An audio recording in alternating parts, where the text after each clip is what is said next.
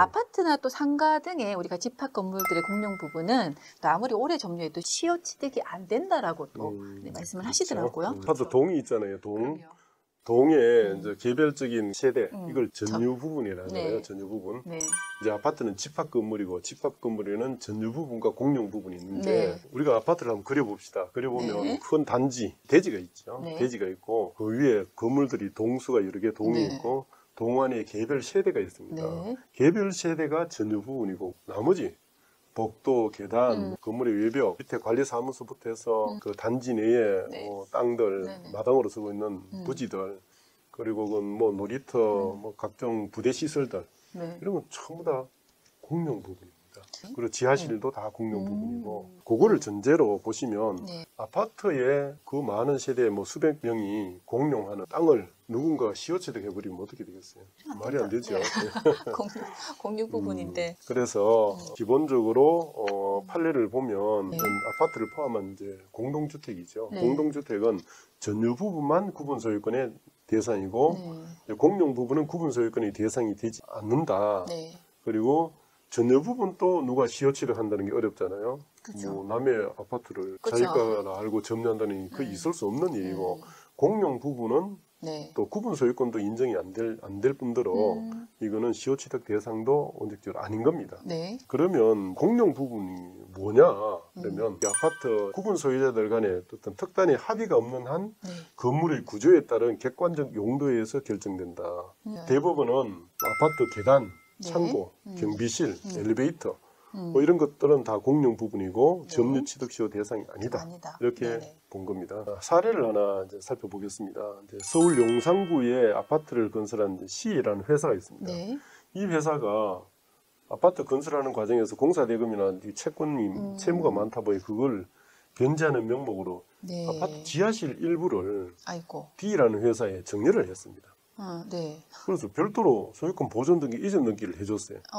그런데 이 지하실 일부를 넘겨줬는데 네. 정리를 해줬는데 이 공간에는 원래 설계상 아파트 경비실이나 창고, 엘리베이터, 계단 네. 이런 용도로 건축이 된 겁니다. 네네.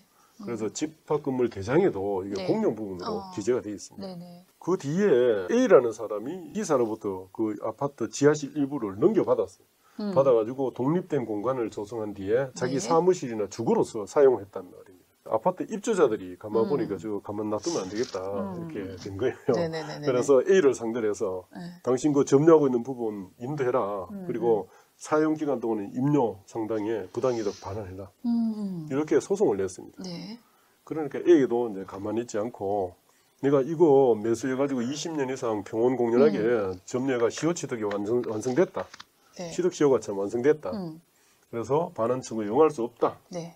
이렇게 맞섰습니다. 그런데 이제 원심 법원에서는 어떻게 판단했느냐.